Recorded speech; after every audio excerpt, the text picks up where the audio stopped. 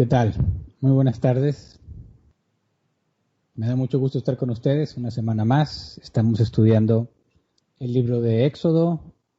Estamos en la semana número 51, o sea, llevamos 51 semanas estudiando el libro de Éxodo. Y hoy vamos a continuar con el estudio del libro del pacto. ¿Recuerdan? La semana pasada vimos que Moisés se acercó a la densa oscuridad donde estaba Dios y Dios le empezó a dar una serie de leyes e instrucciones, ¿verdad? Y hasta el capítulo 24 se nos menciona sobre el libro del pacto, ¿verdad? El nombre que recibió el libro que escribió Moisés con todas las leyes que Dios le dio. La semana pasada empezamos a estudiar la parte del altar de tierra y las reglas que Dios estipuló, y hoy vamos a continuar con el capítulo 21, Éxodo 21, con las leyes sobre esclavos hebreos. Y aquí vamos a poder ver con más claridad cómo era la esclavitud y qué fue lo que Dios hizo al respecto de la esclavitud, para poder comprender cómo la esclavitud de la historia moderna que nosotros conocemos lo más recientemente para nada es lo mismo que la esclavitud que había en la Biblia o lo que está registrado en la Biblia. Así que acompáñenme por favor a Éxodo capítulo 21, versículo 1. Éxodo 21:1 dice: estas son las leyes que tú les expondrás. Y hasta todo el capítulo 21, 22 y 23 son estas leyes que les tenía que exponer. Aquí la palabra leyes es el hebreo mishpat, que se traduce como juicio. La concordancia Strong lo traduce así, simplemente juicio. Ahora, la concordancia exhaustiva Strong lo traduce como veredicto, favorable o desfavorable, pronunciado judicialmente, especialmente una sentencia o decreto formal. Se nos está hablando de leyes, cómo se debe de proceder, cuál sería la circunstancia, cuál sería el veredicto según la circunstancia. La concordancia exhaustiva NAS dice que es un juicio, ordenanza, procedimiento, regulación, derecho, sentencia, veredicto, lo que es correcto.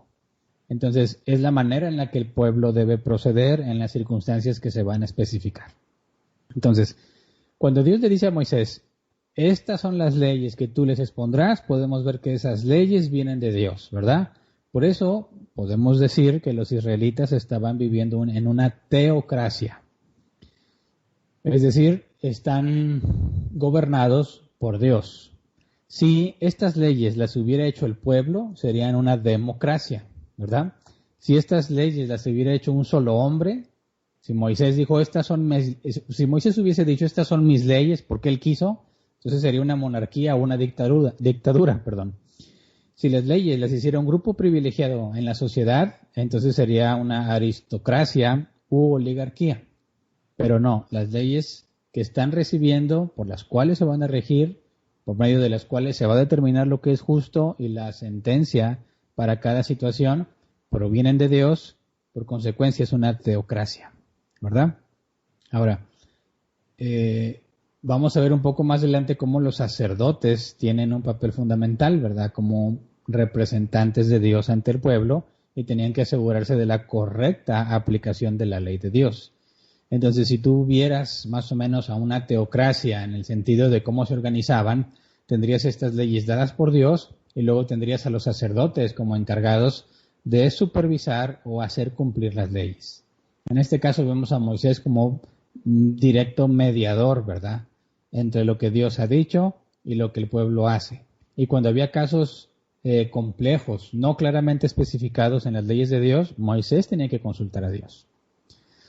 Entonces, al decir que estas son las leyes que tiene que explicarle, que es la que Dios les está dando, bueno, lo primero que empieza a explicar, lo primero de lo que quiere hablar es de los esclavos, específicamente de los esclavos hebreos. No de la esclavitud en general, sino de los esclavos hebreos. Vamos al versículo 2, Éxodo 21:2.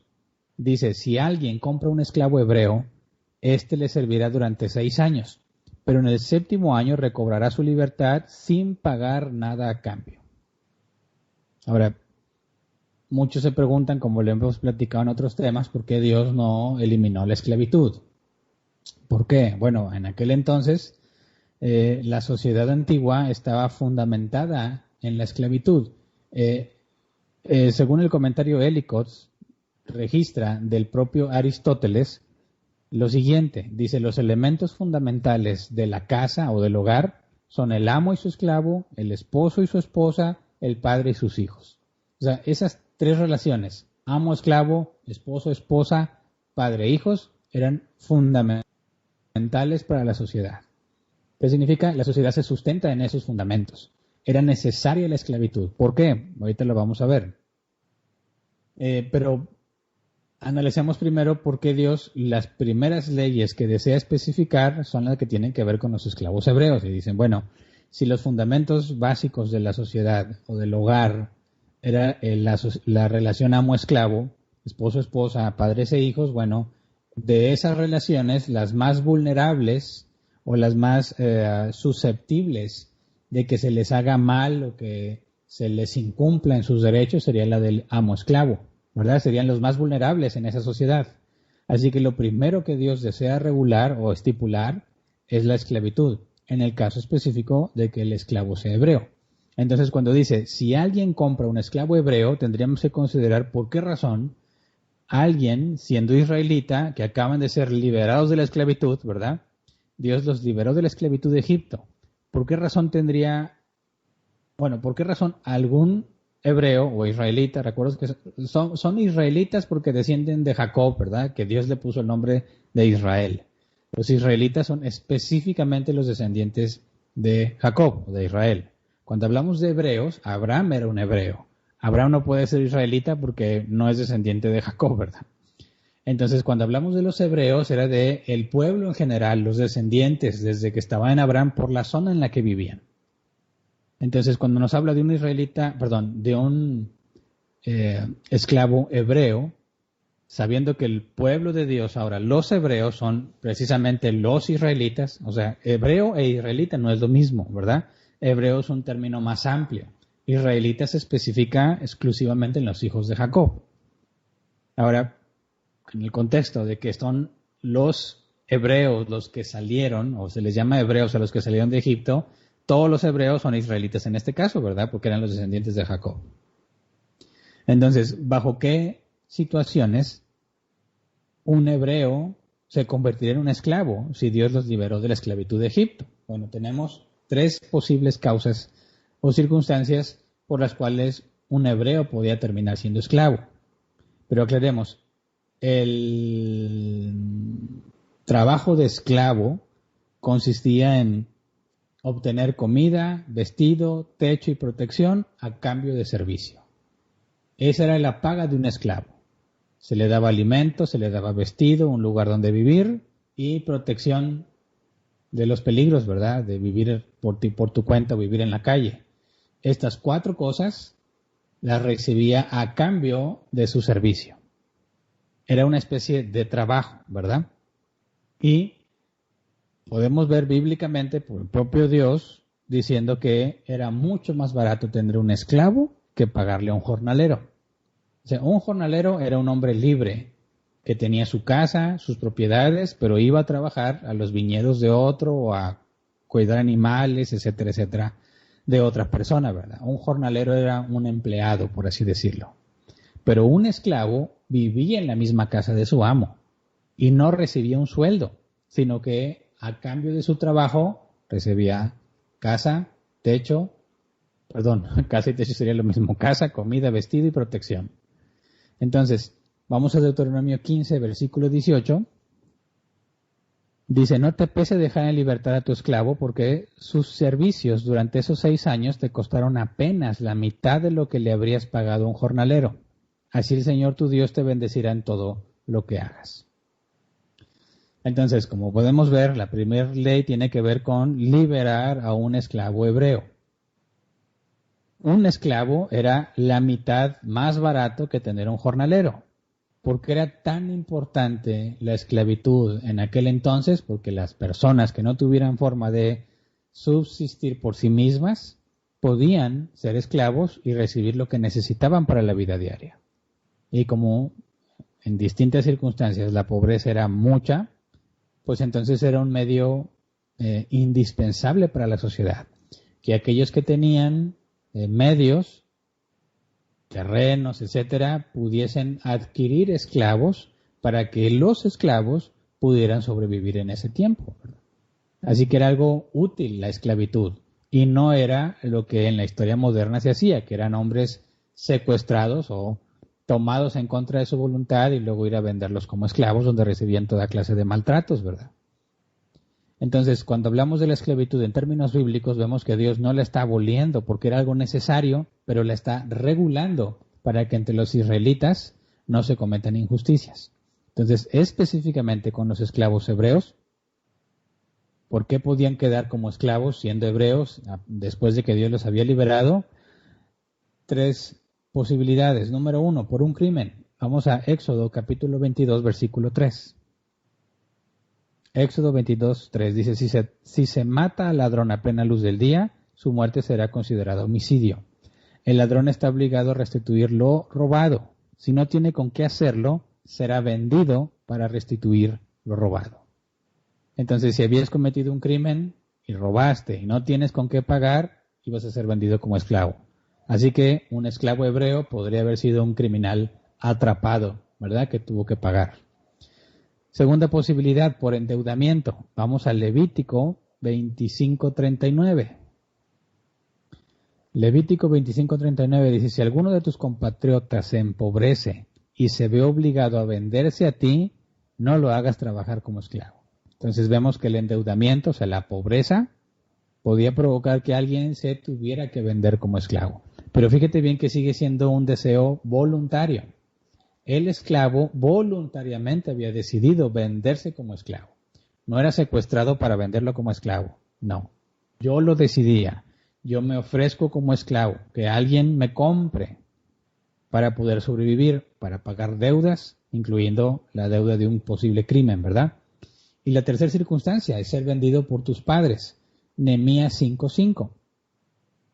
Nehemías 5:5 dice, y aunque nosotros y nuestros hermanos somos de la misma sangre, y nuestros hijos y los suyos son iguales, a nosotros nos ha tocado vender a nuestros hijos e hijas como esclavos. De hecho, hay hijas nuestras sirviendo como esclavas y no podemos rescatarlas, puesto que nuestros campos y viñedos están en poder de otros. Y aquí vemos que podían ser vendidos por sus padres, pero debido a la pobreza, ¿verdad? Bueno, aquí suena muy feo, ¿verdad? Que un padre venda a su hijo como esclavo, como si se fuese a beneficiar. Obviamente, se tuvo que pagar un precio por el esclavo. Entonces, si un padre vendía a su hija, como vemos en este pasaje, la vendía como esclava, obviamente el dinero quedaba en posesión del padre y se puede oír muy malvado, ¿verdad? Pero si consideras que están en extrema pobreza, a grado de verse obligados a vender a sus hijos, vender a sus hijos como esclavas o como esclavos, tenía que ver con asegurar su sustento, ¿verdad? Porque lo que recibía un esclavo por su servicio era techo, comida, vestido y protección. Y si los padres están en extrema pobreza y no pueden brindarle eso a sus hijos, podían vender sus hijos como esclavos para que pudieran tener una vida mucho mejor que la que ellos podían darle, ¿verdad? Suena muy feo decir que un padre venda a su hijo como esclavo, pero por la circunstancia y la sociedad podía ser un último recurso para asegurar el bienestar de los hijos.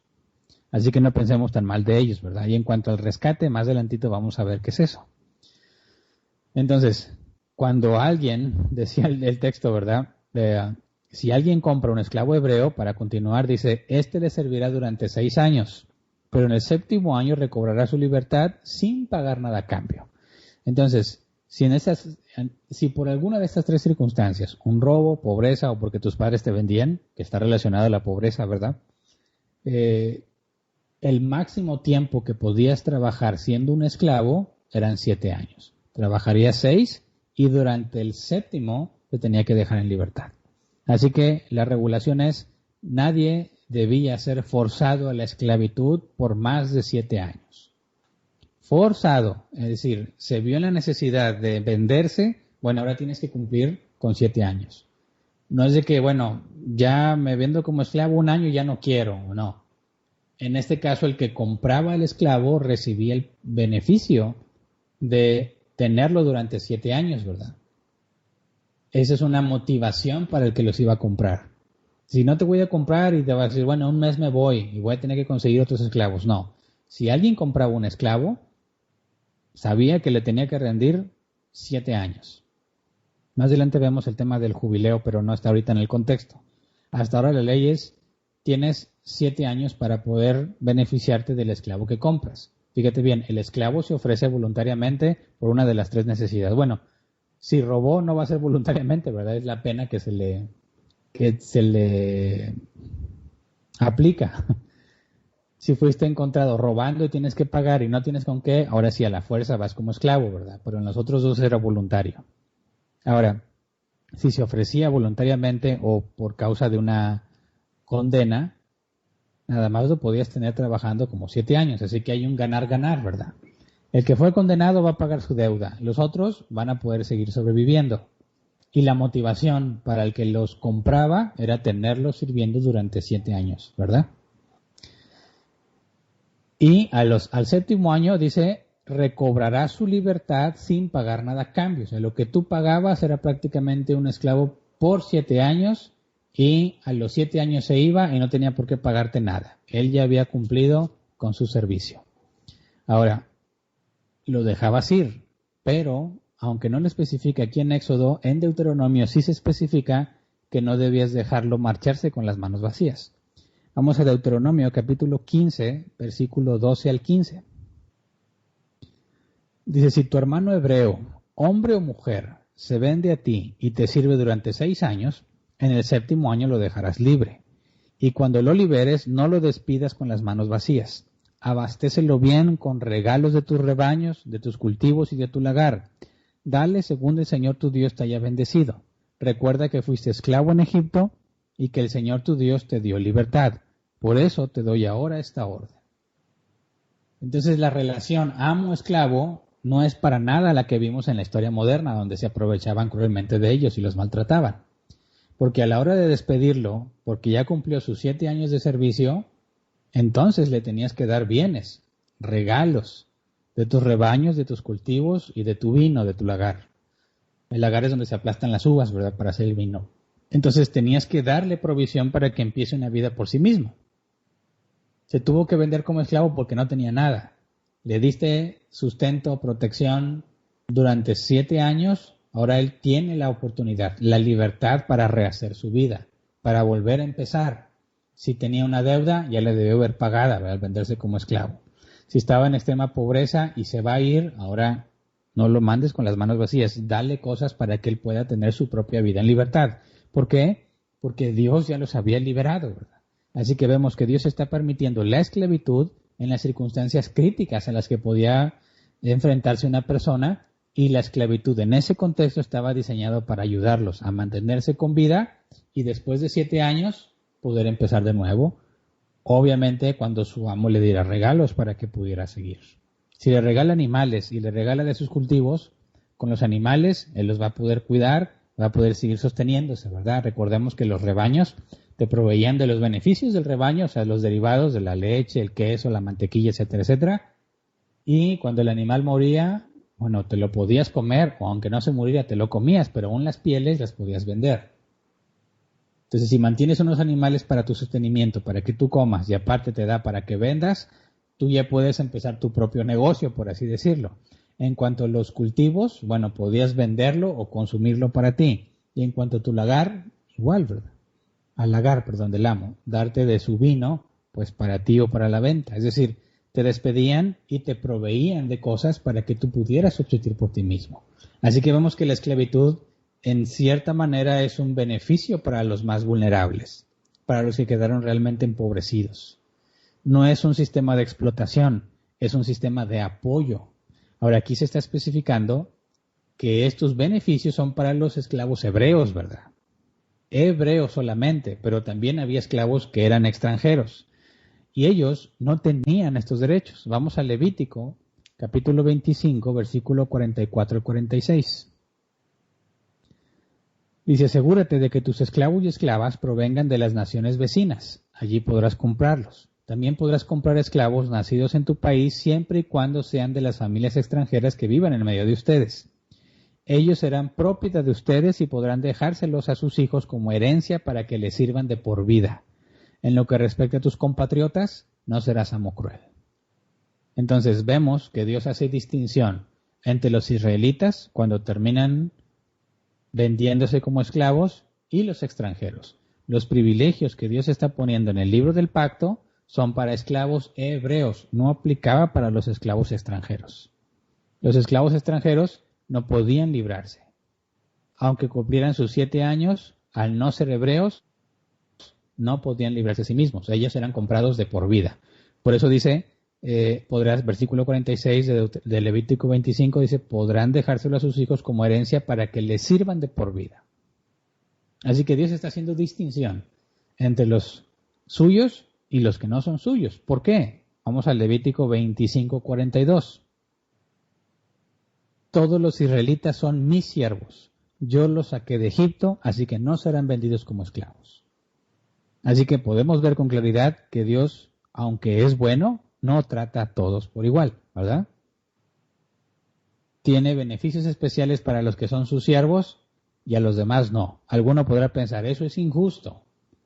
¿Qué culpa tiene el extranjero de no haber nacido israelita, ¿verdad? De no haber nacido hebreo? No tiene ninguna culpa. ¿Por qué lo vas a discriminar así? Alguno se podría quejar. ¿Por qué nada más le das beneficios a los hebreos, a los tuyos, Dios, pero a los otros no? Eso es injusto, es una acusación muy común.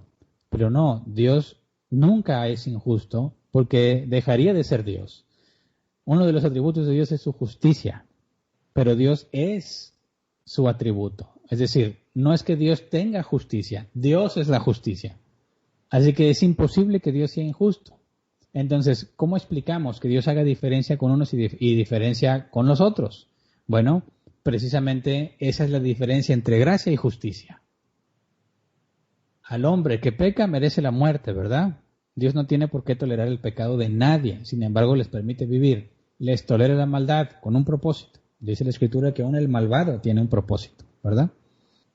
Entonces, cuando Dios decide darle beneficios a los israelitas, está dándolo de gracia. Lo hace por gracia, voluntariamente. Los israelitas no se merecen nada de eso, ¿verdad? Y cuando no le da esos beneficios a los extranjeros que no se rigen bajo la ley de Dios, que no tienen los valores morales que ya vimos en los 10 mandamientos, que no honran al Señor su Dios, que no hacen lo bueno, bueno, ellos se merecen la consecuencia de sus propias acciones. Así que cuando Dios le da privilegios a los suyos, lo hace por gracia. Cuando no le da esos privilegios a los otros, les da justicia, pero en ningún momento hace injusticia, ¿verdad? Entonces, Dios hace distinción entre los suyos y los demás. A los suyos les da gracia, a los demás les da justicia, a ninguna injusticia. Así que 7 años, un esclavo hebreo, 7 años es el máximo tiempo que serviría. ¿Por qué el máximo? Porque podía atravesarse el año del jubileo, que lo veremos más adelante, pero hasta ahorita. 7 años es el máximo y te puedes ir. Ahora, sí se va con regalos, pero ¿puede llevarse algo consigo? Mira, vamos a Éxodo 21, versículo 3 al 4. Dice, si el esclavo llega soltero, soltero se irá. Si llega casado, su esposa se irá con él. Si el amo le da mujer al esclavo, como ella es propiedad del amo, serán también del amo los hijos o hijas que el esclavo tenga con ella. Así que el esclavo se irá solo. Aquí está regulando lo que pasa ante la circunstancia de, oye, ¿qué tal si el esclavo está casado? Y ya cumplió 7 años él, pero su esposa no. Bueno, para empezar hay que entender, según el diccionario Cambridge Bible for Schools and Colleges, o sea, en aquel entonces un esclavo no tenía el derecho de tomar esposa por sí mismo. Lo habíamos estudiado en otros temas, ¿verdad?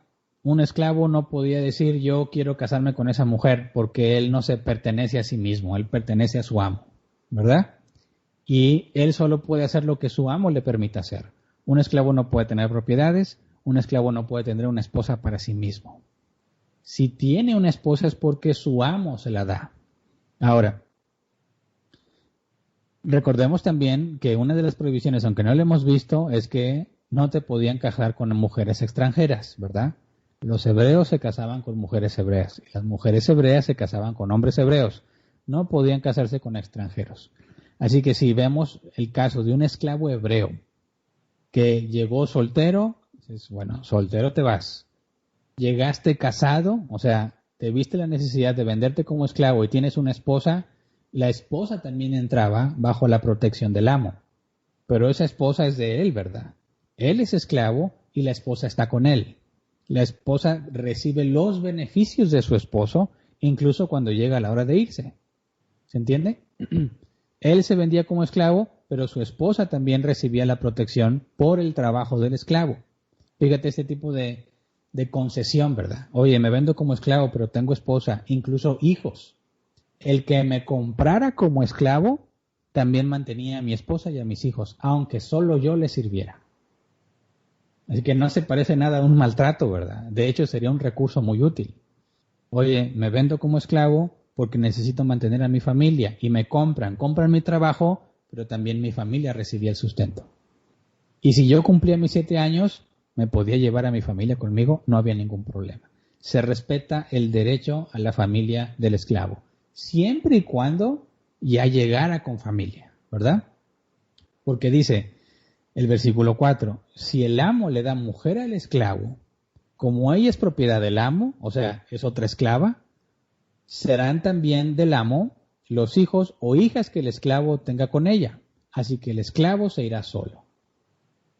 Entonces, si tú llegaste solo, soltero, pero como tú no te puedes casar por voluntad propia, no puedes decidir por ti mismo casarte. Si tu amo te dice, mira, te doy a esta mujer como esposa y tú dices, ok, ya te casaste, vas a tener hijos.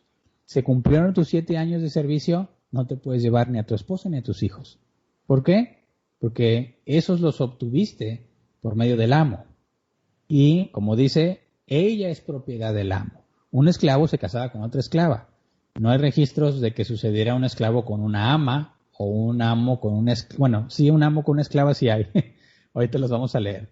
Pero al revés no. Puesto que el esclavo no puede decidir con quién se casa, la única forma de que tenga esposa es que el amo se la dé. Y, aunque no sería imposible, un amo no le daría a su propia hija, ¿verdad? Así que le da una esclava. Y esa esclava es propiedad del amo. Así que no se puede ir con ella solo porque él cumplió sus 7 años. Pero como los hebreos nada más se casaban con hebreos, la esclava que le dieran a este esclavo hebreo sería una esclava hebrea. Y los hijos que nacen en esclavitud son esclavos hebreos. Así que ellos también tendrían que cumplir con su periodo de 7 años. Así que si él cumple sus 7 años, no se la puede llevar. Imagínate, estuvo trabajando durante 5 años y se casó. Y luego tuvo, bueno, sí, supongamos que tuvo 2 hijos seguiditos y alcanza.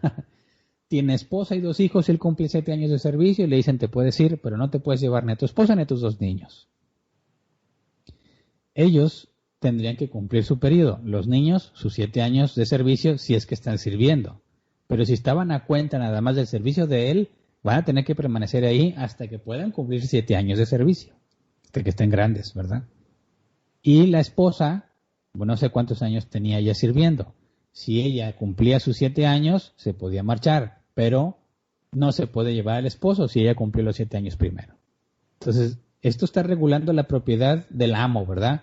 Tú compraste, sabes que te tiene que rendir 7 años, o no se casó con uno que ya tiene 6 y se va en un año, no se la puede llevar, porque tú compraste una esclava durante 7 años y tiene que cumplir.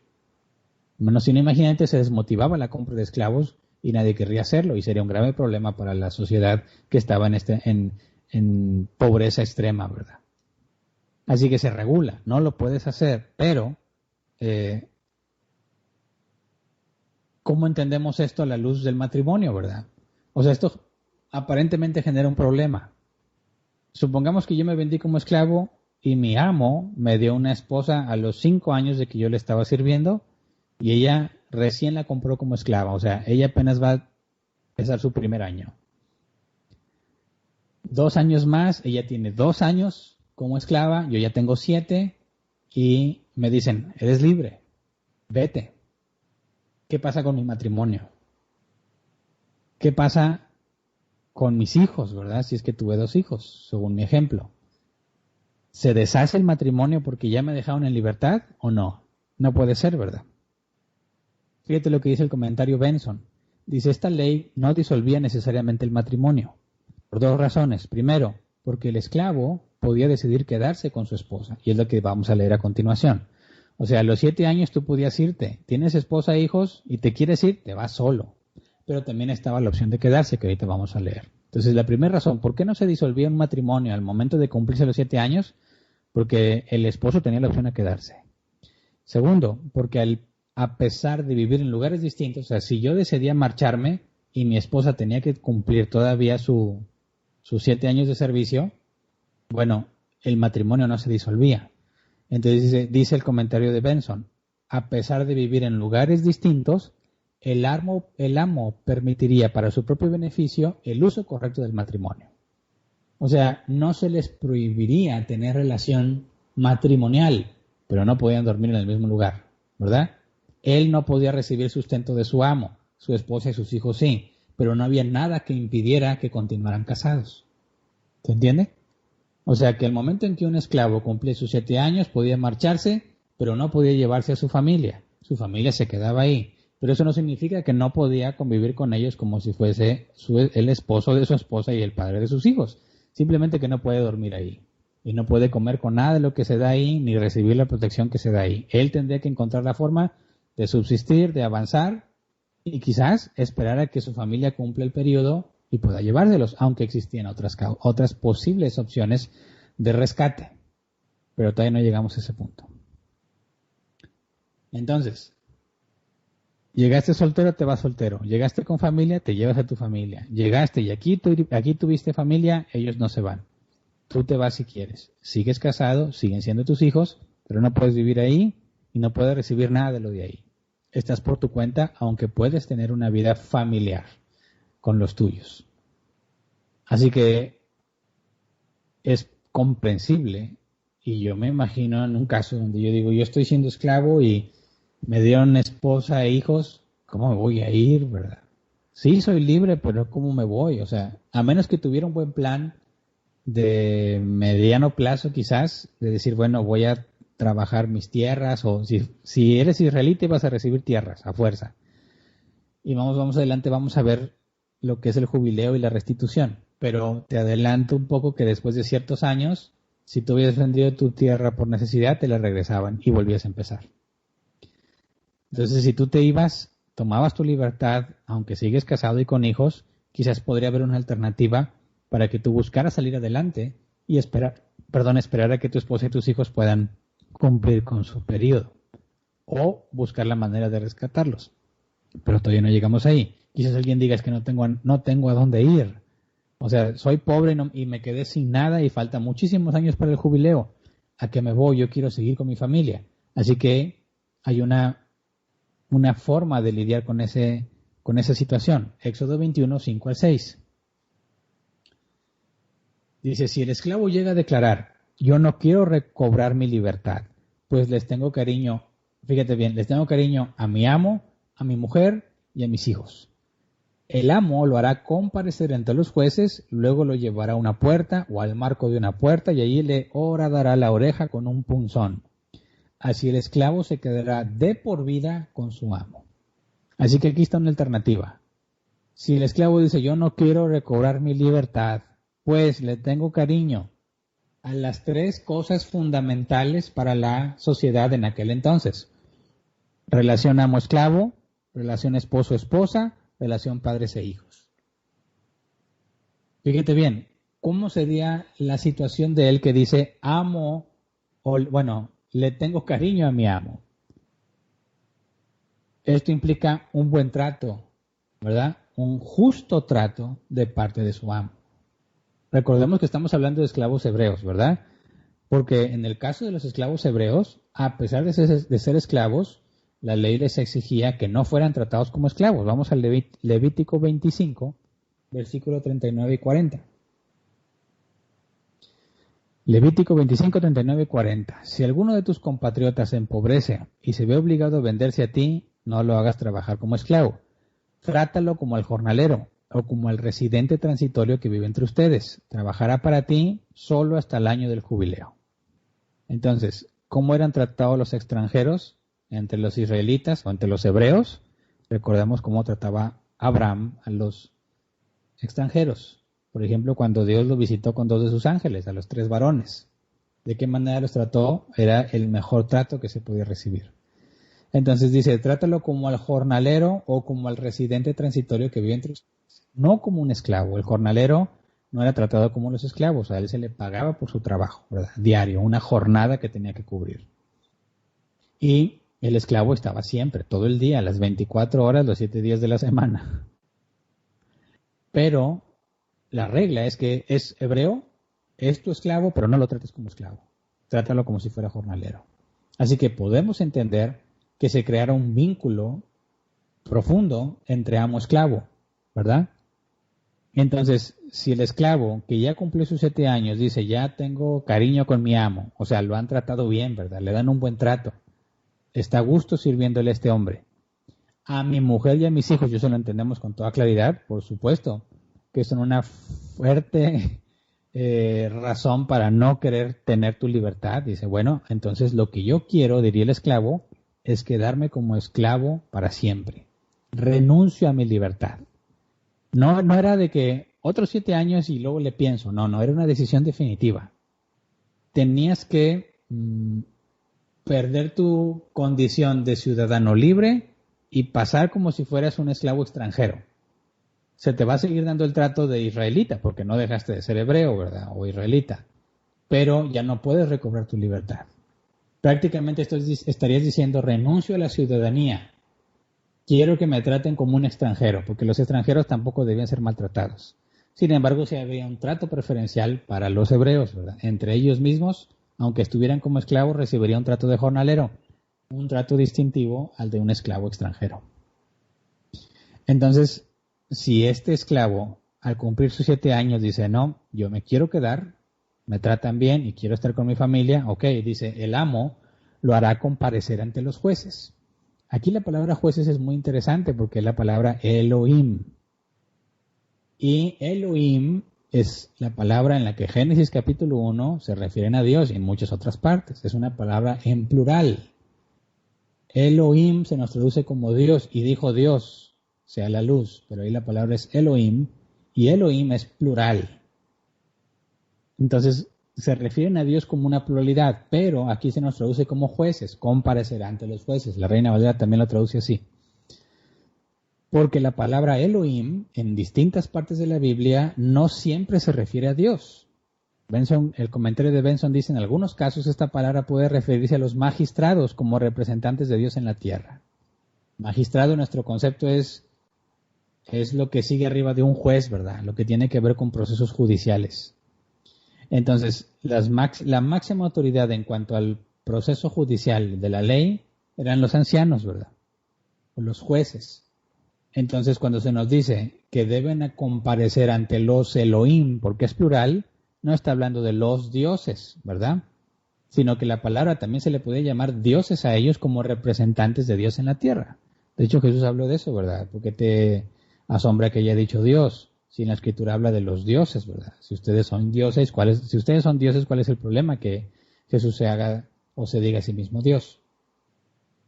Entonces, aquí cuando dice, lo hará comparecer ante los Elohim, entendemos que está refiriéndose a los jueces, a las máximas autoridades representantes de Dios en la tierra con respecto a la justicia.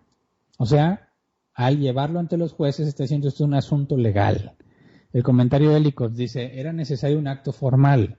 El Estado debe sancionar el paso de un ciudadano a la condición de esclavo, por lo que se convocaba a los jueces. Y el cambio se haría mediante una ceremonia significativa.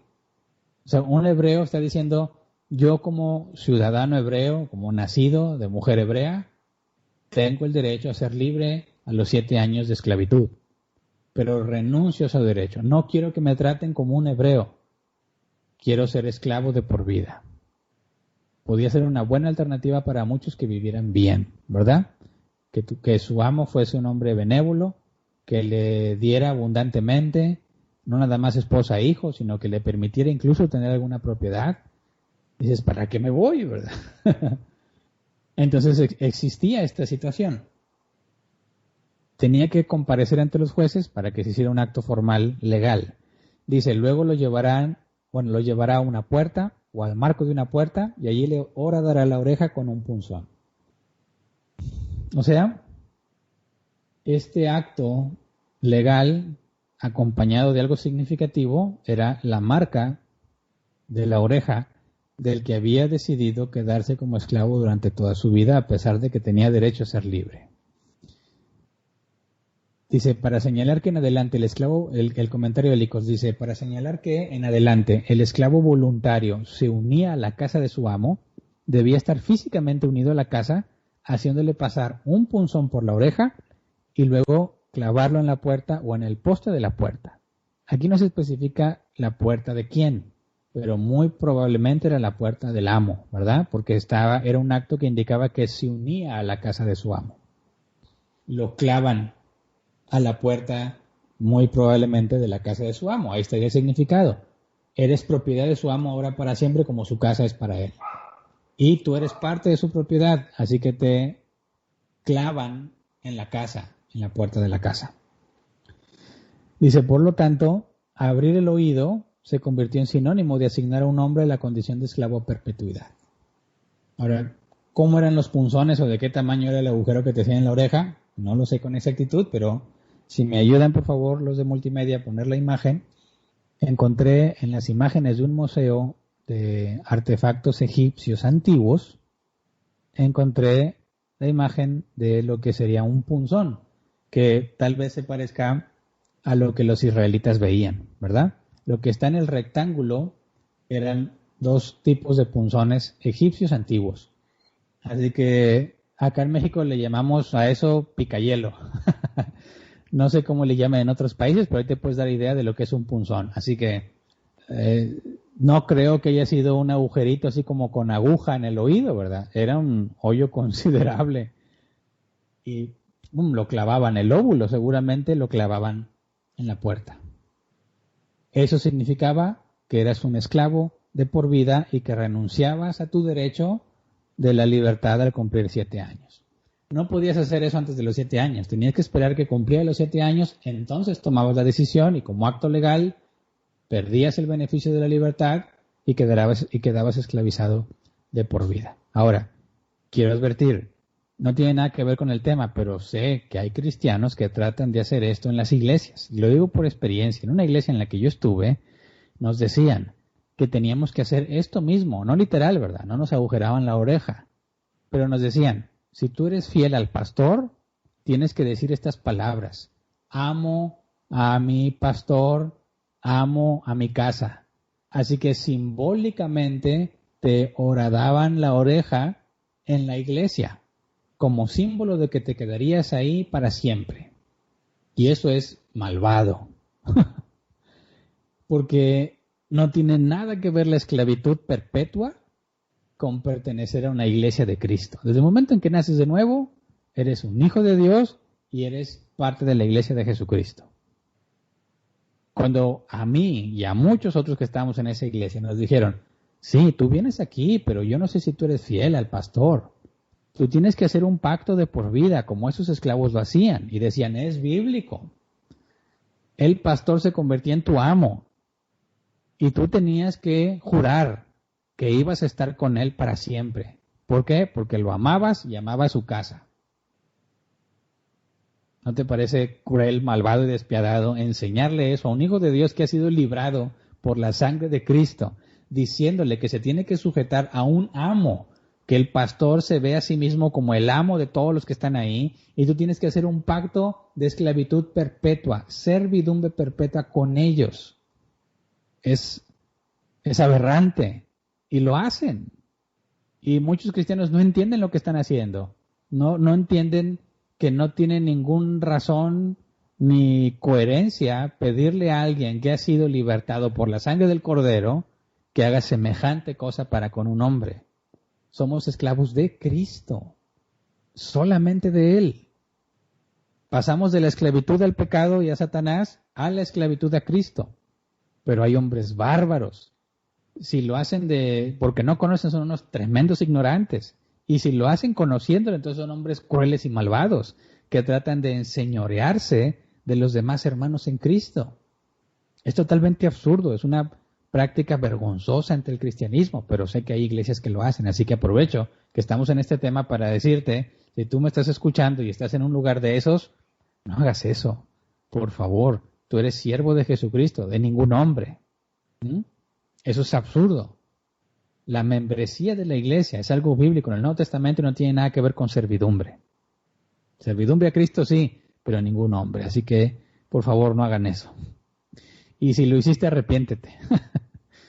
Pero bueno, regresando a Éxodo 21. Ahí están las condiciones. El esclavo hebreo se puede ir. Se le debe despedir con regalos para que él pueda comenzar su vida. Si llegó soltero, se va soltero. Si llegó con familia, se lleva a su familia. Si obtuvo a su familia, no se la puede llevar. Si decide quedarse, es para siempre. Esas son las reglas para la esclavitud en el caso de los hombres. Ahora vamos al versículo 7. Éxodo 21:7. Si alguien vende a su hija como esclava, la muchacha no se podrá ir como los esclavos varones. Ah, caray. O sea, si yo soy hombre, aplica lo que estábamos leyendo. 7 años y me voy. Con todos los casos que vimos. Pero si eres mujer, dice, no se podrá ir como los esclavos varones. Y esto hace que muchos se enojen. ¿Verdad? Porque dice, si alguien vende a su hija como esclava, ya vimos que una mujer hebrea podía ser vendido por sus padres. Decimos, ¿cuál era la razón por la cual la vendieran? Por pobreza extrema. Era mejor venderla para que recibiera lo que el padre no le puede dar, aunque ya no pueda estar con su hija, ¿verdad? Entonces dice, bueno, si se dio ese caso, dice, la muchacha no se podrá ir como los esclavos varones. Dices, ah, caray, o sea, ¿esto es una discriminación hacia las mujeres? ¿O cómo, verdad? ¿O este es un ejemplo clásico de lo que dicen es el patriarcado machista opresor? ¿Es esto? O sea, ¿eres mujer? No, no te puedes ir así. Todavía no leemos las cláusulas. Pero de entrada algunos dicen, no, pues mira qué discriminantes. ¿Cómo Dios no deja que la mujer se vaya igual que un hombre? Bueno, entendamos un poco el contexto cultural que es fundamental para comprender lo que está pasando aquí. Comentario de Hélicos. Dice, el derecho de vender a sus hijos como esclavos se consideraba en la antigüedad como inherente a la patria potestad y era practicado en gran medida por muchas naciones. Entre los hebreos, estas ventas eran, comparativamente hablando, raras, pero aún así ocurrieron ocasionalmente como consecuencia de la pobreza extrema. Fíjate bien, los hebreos vendían a sus hijas o a sus hijos por pobreza extrema, pero en las naciones paganas las vendían por cualquier causa. ¿Se entiende? Así que hacemos una distinción primero. Sí, podían vender a sus hijas como cualquier cosa, como cualquier objeto en la cultura de aquel entonces. Pero en el caso del pueblo de Dios, solamente por pobreza extrema. ¿Por qué? Porque las hijas o los hijos podrían recibir lo que su padre no les puede dar. O sea, era una vida mejor para ellos. ¿Estarían trabajando? Sí, como que ya tienen que trabajar. En calidad de esclavos, sí, por necesidad. Y como son hebreos, servirían 7 años y serían libres. Entonces, ¿cómo es que las muchachas dicen no se podrán ir como los esclavos varones? Bueno, si nos vamos al diccionario Cambridge Bible, dice aquí la palabra esclava, que en hebreo es amá, se denota en particular a una esclava comprada no solo para hacer el trabajo doméstico, sino también para ser la concubina de su amo. Un hombre podría vender fácilmente a su hija ya sea por pobreza real o porque se encontraba en tales circunstancias que sería más ventajoso para su hija ser la concubina de un vecino acomodado que casarse con un hombre en su propia posición social. Entonces vemos que los padres recurrían a vender a sus hijas distinto de los hijos los vendían solo como mano de obra y se acabó. Pero en el caso de las hijas podían ser vendidas como concubinas. O sea, a un hombre acomodado que seguramente ya tiene su esposa. Y si él compraba a esa muchacha, podía ser una compra específica de concubina. No nada más eran las muchachas compradas para el trabajo. ¿Por qué? Pues porque no podían hacer el mismo trabajo que un hombre, ¿verdad? Entonces, ¿para qué alguien compraría una esclava? Si un esclavo puede hacer más trabajo por la capacidad física. Bueno, la mujer también puede ser comprada como concubina. Entonces, cuando nos dice, hey, las muchachas no se pueden ir como los varones, ¿tiene que ver con un machismo opresor? No, tiene que ver con otras circunstancias que solo las mujeres enfrentarían. Así que si un hombre compraba una muchacha, existen dos causas, para trabajo o como concubina. Y si la compró como concubina, a los 7 años podría despedirla. Y eso implica que no cumpliría con ninguna de las obligaciones que aún los concubinas tenían que tener como esposa. Entonces, estas regulaciones tienen que ver con protección a la mujer, porque la mujer podía ser vendida como concubina, cosa que no pasaba con el hombre. Y el amo podía despacharla, olvidarse de sus responsabilidades, porque ya cumplió sus 7 años y es libre. Así que estas regulaciones son para evitar ese tipo de abusos. Mira, Éxodo 21:8.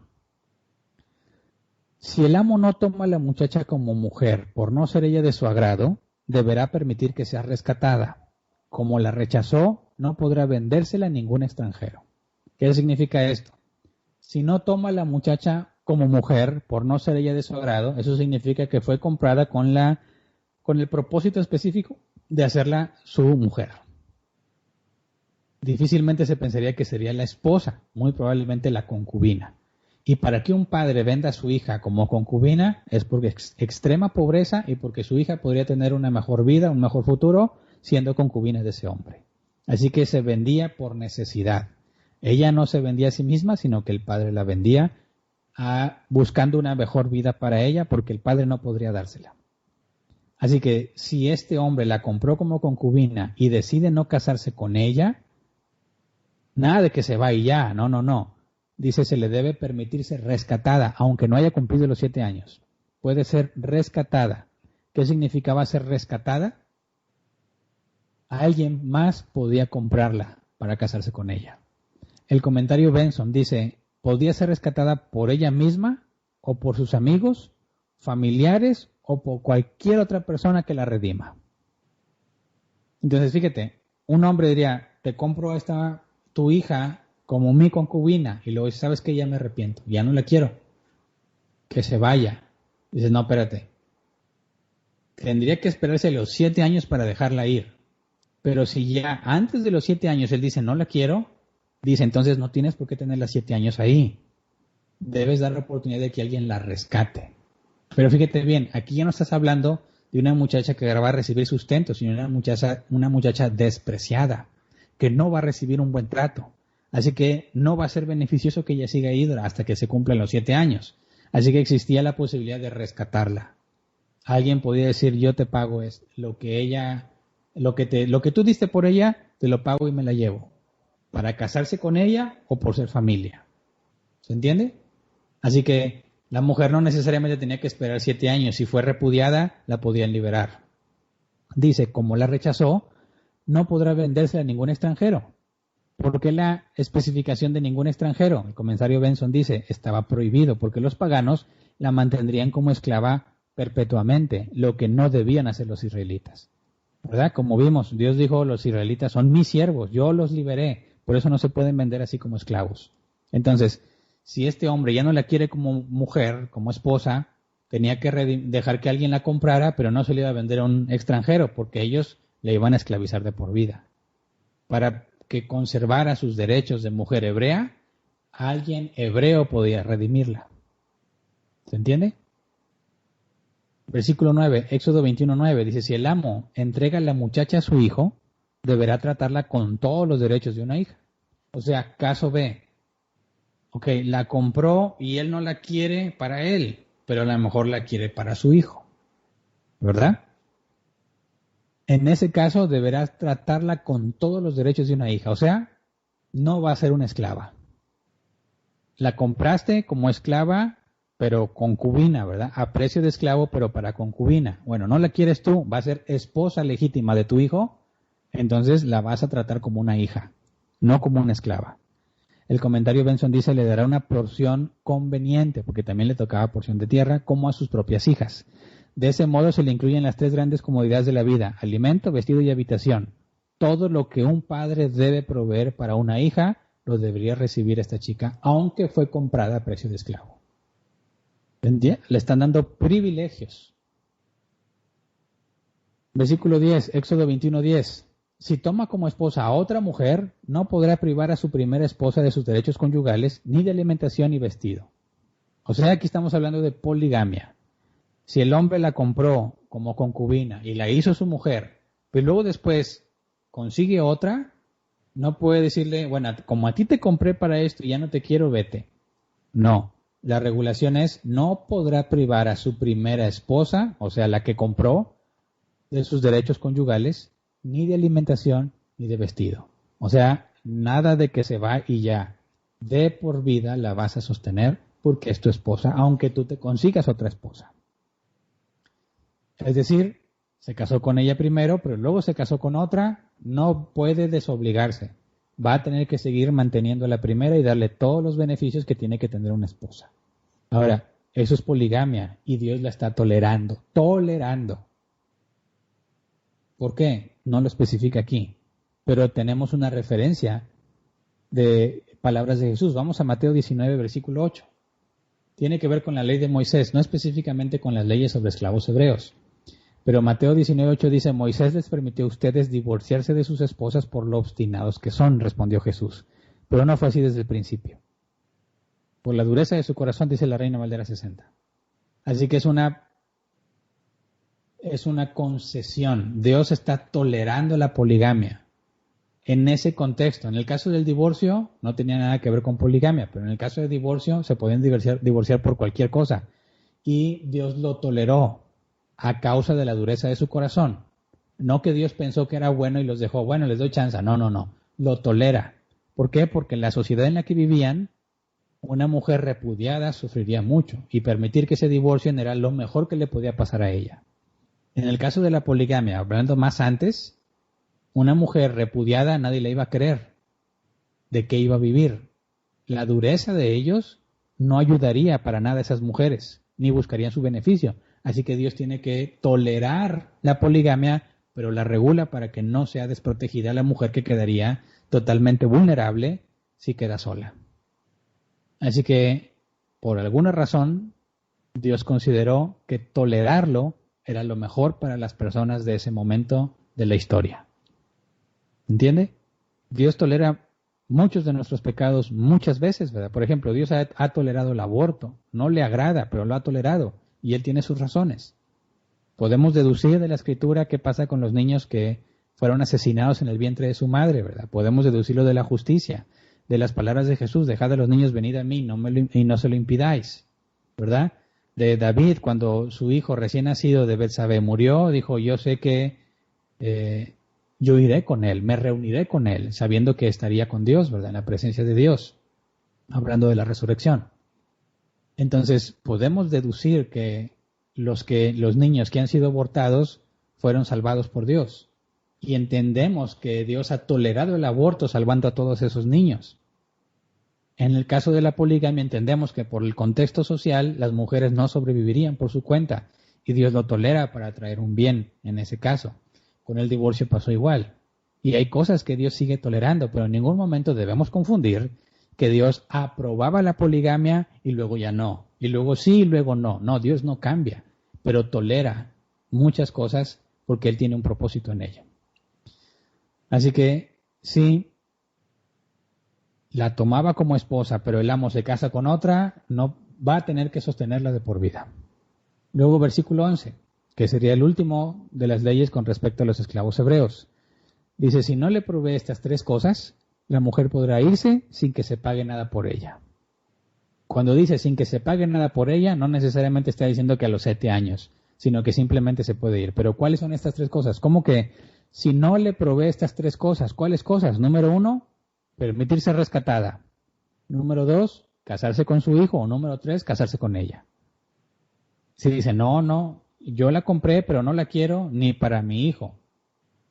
O, sí, pues esos serían, no la quiero para mí ni para mi hijo, ni permito que sea rescatada. Dice, no se puede. Ella se va a ir sin que nadie pague nada. ¿Se entiende? O sea, si este amo se pone en ese plan y no quiere dejar que la mujer se vaya, pero no le da su lugar como esposa ni como nuera, ni permite que alguien la redima, entonces lo van a obligar a que ella se pueda ir sin que nadie pague nada por ella. O sea, fíjate bien, la distinción entre los esclavos hombres hebreos y las esclavas mujeres hebreas, la distinción no está en opresión ni en machismo opresor. está en mayor protección de la mujer porque podía ser maltratada de diversas formas que un hombre definitivamente nunca sería maltratado de esa manera. Así que podemos ver desde estos tiempos que Dios hace provisiones especiales, protección especial a las mujeres. ¿Por qué? Porque enfrentaban distintos peligros, distintas formas de rechazo, y la vida para ellas por sí solas era imposible en ese tiempo. Así que no hay nada de machismo, patriarcado, machista opresor, nada de eso. Claramente vemos que las mujeres hebreas gozaban de más privilegios. Y bueno, hasta aquí nos quedamos el día de hoy. Después, las leyes que siguen tienen que ver ya con cuando dañas a otra persona, ¿verdad? Cuando le haces un daño y cómo debe de proceder. Pero hasta este punto tienen que ver las regulaciones con los esclavos hebreos y con las mujeres, que tenían mayor protección. Y bueno, hasta aquí nos quedamos. Vamos a orar para pasar a la sección de preguntas y respuestas y para agradecerle a Dios por este tiempo. Vamos a orar. Señor, gracias por tu misericordia. Gracias porque podemos estar estudiando tu palabra. Gracias porque, aunque tenemos restricciones, podemos seguir compartiendo nuestra fe y estudiando juntos, aunque sea en línea. Te rogamos, Padre, que nos ayudes a valorar todo lo que tenemos, a comprender el contexto de lo que estamos leyendo para conocerte más. Nada de eso, nada de lo que estoy leyendo el día de hoy aplica para nosotros. Todas esas leyes sobre los esclavos quedaron en la ley de Moisés y nosotros estamos bajo un nuevo pacto. Así que no tratamos de poner en práctica estas leyes, sino queremos conocerte a ti por medio de la promulgación de tus leyes. Al ver tus leyes y al ver tus regulaciones podemos conocerte cada vez más a ti y es lo que te rogamos que nos permitas hacer. Que estudiando todo esto, que quizás lo leemos y suena raro, confuso o sin provecho, no, Señor, enséñanos que al entender tus leyes te podemos conocer más a ti. Permítenos conocernos mejor, conocer más de tu forma de pensar, de tu forma de razonar, de la forma en que estableces justicia, para que podamos saber cada vez más de ti. Gracias de antemano, porque sabemos que lo que pedimos es conforme a tu voluntad y por consecuencia no será hecho. Gracias. Amén. Muy bien, pasemos a la sección de preguntas y respuestas. Recuerden que tenemos 25 minutos para atender preguntas. Déjenme ver el tiempo. Muy bien, tenemos una pregunta. Miriam Martínez Zamora dice, buenas noches, pastor. ¿Entonces Dios no ve mal que den hijos a adopción? Dios no ve mal que den hijos a adopción. Pues es que mira, tienes que considerar la motivación, ¿verdad? Dar un hijo en adopción puede deberse a muchísimas circunstancias. Imagínate una madre soltera que sabe que tiene cáncer y está en un país donde ella está sola completamente. O no tiene familia, sus familiares ya murieron. Conozco casos de hijas únicas que los hombres que engendraron a su hijo, o el hombre que engendró a su hijo es un cobarde y se va y queda totalmente sola, sus padres han muerto, no tiene familiares, quedan totalmente desprotegidas y sabe que ella va a morir. Pues ella puede dar a su hijo en adopción como una alternativa para que su hijo tenga una vida digna, ¿verdad? Una vida mejor, porque ella ya no va a poder estar con él. ¿Eso sería pecado? Claro que no. Pero te puedes ir a otro extremo y decir, un hombre que dice, ya no quiero batallar con estos hijos, no los quiero, no los soporto, voy a ver a quién se los regalo, eso claramente es pecado, ¿verdad? Claramente es un pecado. Ahora, otra circunstancia, un niño no deseado, ¿verdad? Lo que los pro-aborto argumentan. Pro-aborto dicen, yo no quiero este hijo y no me puedes obligar a tenerlo porque es mi cuerpo. Bueno, para empezar, ese niño no es su cuerpo, ¿verdad? Tiene un ADN distinta, las piernitas del bebé no son sus piernas. Es un cuerpo totalmente distinto porque tiene un ADN distinto. Y matarlo es un asesinato, porque es un inocente. Así que, en lugar de matarlo, si definitivamente no soporta a ese niño y no quiere saber nada de él, que lo den adopción. Es una alternativa válida, correcta y aceptada a los ojos de Dios, porque claramente sería muy perjudicial para ese niño seguir con esa madre que lo único que va a hacer es maltratarlo. Entonces, no es propiamente el hecho de dar a tus hijos en adopción, sino el por qué lo haces. Eso es lo que va a determinar si es algo aprobado o reprobado por Dios. Siguiente, Edson Medina dice, Pablo sacó de la idea de la protección de la familia de un esclavo que los hijos y el cónyuge son santificados en la familia de un creyente? No, no creo que tenga que ver eso en el contexto porque habla de la santificación del cristiano. Hablamos de la santidad como ser puesto aparte, ¿verdad? Apartado de. Y los beneficios que el cónyuge y los hijos reciben al tener a su padre o a su madre como hijo de Dios, los hace diferentes, les hace recibir un trato diferenciado que el mundo no recibe. De ahí entendemos la aplicación de ser santificados por él o por ella, ¿verdad? Si la esposa es la cristiana y el esposo y los hijos no, el hecho de que ella viva la vida cristiana les da beneficios y les da evidencia que ninguna otra familia que sean puramente paganos recibiría, ¿verdad? La distinción de tener un miembro de la familia cristiano, padre o madre, el trato que recibes de ello, la enseñanza, la luz, te santifica en ese sentido, te pone aparte del resto de las familias que son meramente paganas. Así que no creo que el concepto de santificar a la familia tenga que ver con la esclavitud. Siguiente, Rosa Ramírez Gallegos dice, cuando un hombre se vendía como esclavo de por vida, ¿qué pasaba con su heredad? ¿Las pierde o las conserva? Bueno, eso es lo que vamos a ver en el jubileo, porque si un hombre que tiene la heredad decide quedarse, o sea, renunciar a su libertad, sus hijos tienen derecho a la heredad y sus hijos no se han entregado de por vida a la esclavitud, ¿verdad? Entonces, si por pobreza extrema este hombre tuvo que vender su tierra y se vendió como esclavo y luego tiene hijos y él decide quedarse con sus hijos de por vida, o sea, ser esclavo de por vida, aún así los hijos tienen derecho a la tierra y cuando veamos el año del jubileo, donde todas las tierras regresaban a sus dueños originales, el que se ofreció como esclavo de por vida ya no va a poder hacer uso de esa tierra, porque ahora es esclavo de por vida, pero sus descendientes sí. Pero los vamos a ver cuando lleguemos a ese tema. Siguiente, dice Carrie Gard. Cuando Dios tolera, ¿es su voluntad permisiva? Permisiva. Pues sí, cuando hablamos de voluntad es decretiva, preceptiva y de disposición. No hablamos de una voluntad permisiva. La decretiva es lo que Él ha ordenado y se va a cumplir. Nadie lo puede impedir. Y esa voluntad es secreta. Nadie la sabe hasta que se cumple. ¿Verdad? La preceptiva es lo que está revelado. Todas estas leyes son la voluntad preceptiva. La voluntad de disposición es que dice que Dios es bueno para justos e injustos, ¿verdad? Él no desea la muerte del impío, sino que se arrepienta. Él tiene una buena disposición hacia ellos. Pero voluntad permisiva no existe como tal en concepto. Hablamos de la tolerancia de Dios con un propósito. Por ejemplo, Faraón. Dios toleró que Faraón matara y maltratara a muchos israelitas. Y vemos, por ejemplo, en Romanos 8 o 9, donde Pablo nos habla sobre Faraón, dice, ¿y qué si Dios toleró la injusticia, verdad? Con el propósito de mostrar sus maravillas, mostrarse a sus hijos, darles la libertad que no podrían tener. Entonces vemos que Dios permitió la maldad de Faraón con un propósito. En el caso de la poligamia vemos que la está permitiendo o tolerando con un propósito, que era preservar la vida de todas esas mujeres por la cultura en la que vivían.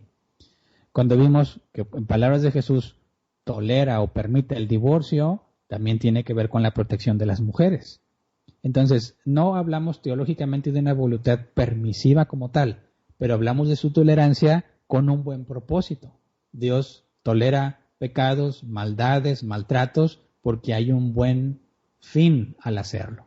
Y el caso claro y máximo es Jesús, que fue tratado como un criminal, que Él es el único hombre justo que ha sido tratado injustamente. Ninguno de nosotros es justo. Él es el único hombre que ha sufrido injustamente y Dios lo toleró y lo permitió porque había un bien, porque fuimos redimidos por causa de Jesús. Así que cuando hablamos y vemos que Dios tolera un pecado, es porque Dios va a traer algo bueno al hacerlo. Siguiente, Lizzy Muñoz dice, si tenían intenciones de casarse con la muchacha que compraban para concubina, ¿también estaban pecando? Según el diseño original, sí, porque Jesús claramente puso en alto un matrimonio, ¿verdad? Un hombre para una mujer. Dejará el hombre a su padre y a su madre y se unirá a su mujer. Serán un solo ser. La Reina Valera 60 dice una sola carne. la poligamia es pecado.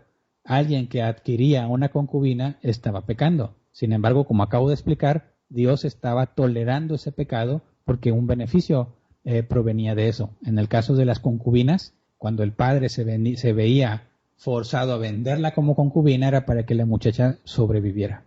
Así que vemos que Dios toleró el concubinato, aunque era pecado, para preservar la vida de muchas mujeres según su propósito. Siguiente, Doris Josa dice, Jacob se puede considerar que fue esclavo de Labán y cuando huyó fue porque su esposa e hijos no le pertenecían. No fue vendido como esclavo Jacob, trabajó como esclavo con tal de obtenerlo. O sea, no sé si estabas con nosotros cuando vimos ese tema. Para poder casarte tenías que dar una dote, un pago al padre, un pago que demostraba que tú tenías la suficiencia como para hacerte cargo de su hija, ¿verdad? Entonces, como Jacob acababa de llegar a tierra extraña porque había huido de su hermano, ¿verdad? Esaú, porque planeaba matarlo, no tenía nada. Entonces negoció con Labán, no te doy una dote, pero te doy 7 años de servicio. Como si fuera un esclavo, pero me lo vas a tomar en cuenta por tu hija, que específicamente era Raquel, ¿verdad? Aunque le dio una Lea y tuvo que trabajar más tiempo. Pero no fue un esclavo como tal.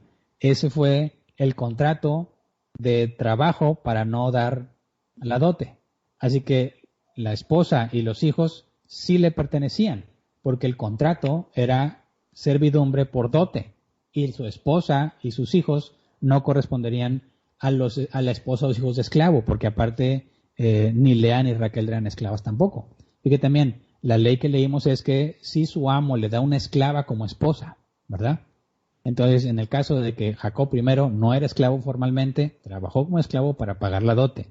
La hija que se le da tampoco es esclava, así que no le pertenece al padre como tal.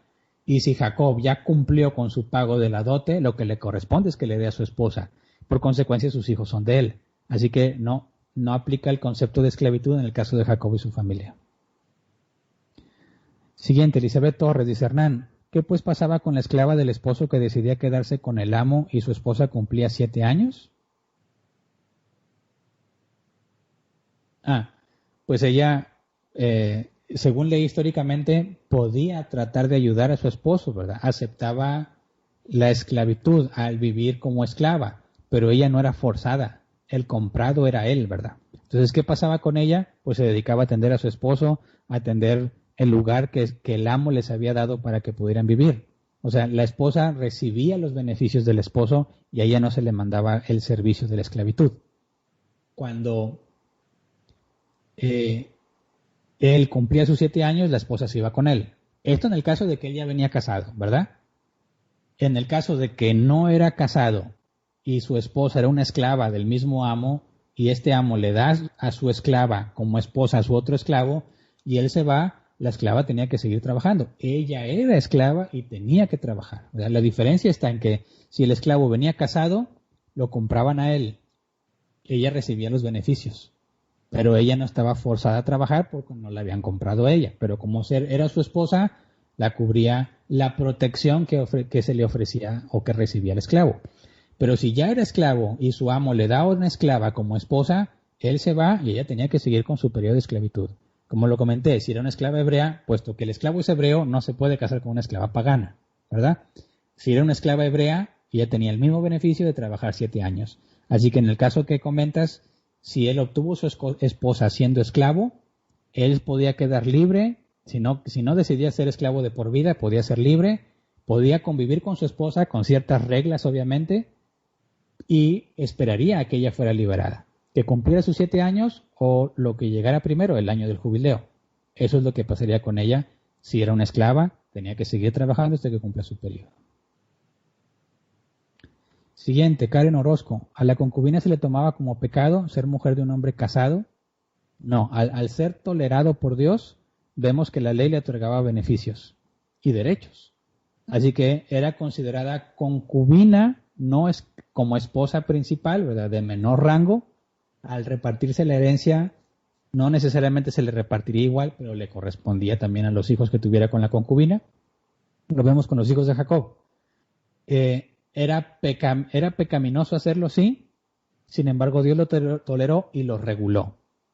Sabemos que todos los pecados de todos los seres humanos que Dios ha decidido salvar fueron cubiertos por el sacrificio de Cristo, ¿verdad? Así que no se les iba a demandar. Velo en nuestra perspectiva. Tenemos cosas que hacemos que no son correctas, ¿verdad? A veces tenemos malos hábitos pecaminosos, no le agradan a Dios y sin embargo aún no nos los ha quitado.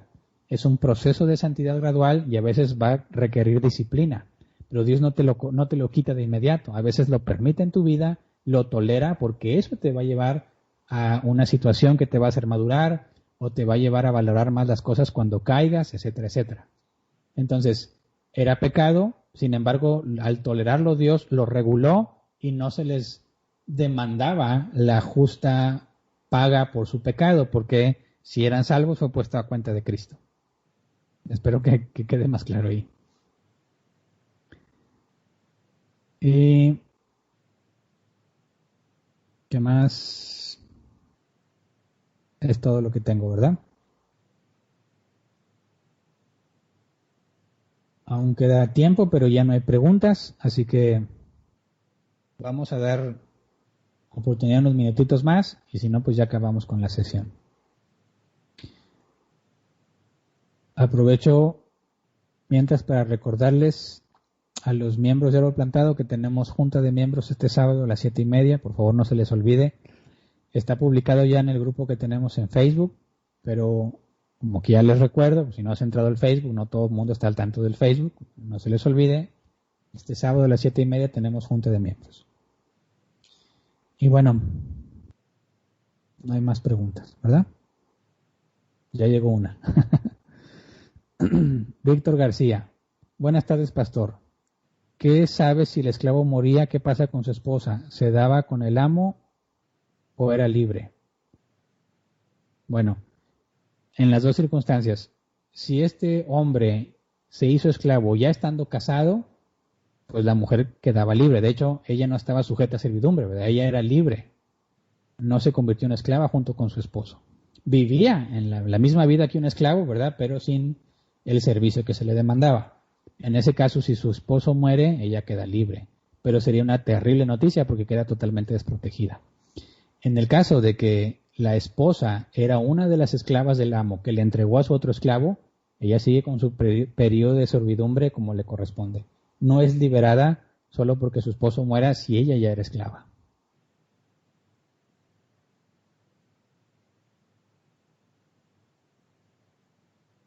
Y ya. Bueno, pues entonces terminamos con el tiempo de preguntas y respuestas. Tampoco es de a fuerza que deben preguntar, ¿verdad? Entonces espero que haya quedado el tema claro. Si Dios lo permite, el próximo miércoles seguimos estudiando las leyes que tienen que ver con injurias personales.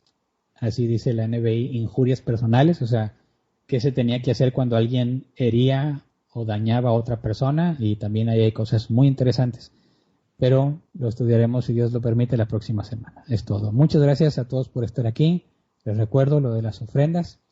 Y un mensaje importante, todos los que nos estén viendo, que no son miembros de Árbol Plantado, pero eran congregantes, o sea, personas que se congregaban con nosotros y aún no pasaban por el proceso de la membresía, queremos informarles que vamos a regresar al auditorio los miércoles. Nuestra meta es que a partir del próximo miércoles regresemos y queremos tener cuidado de cumplir con las regulaciones que el gobierno nos ha pedido. Ha solicitado que las iglesias se reúnan solo con el 20% de la capacidad. 20%. Entonces, necesitamos saber cuántos congregantes están dispuestos a congregarse el miércoles.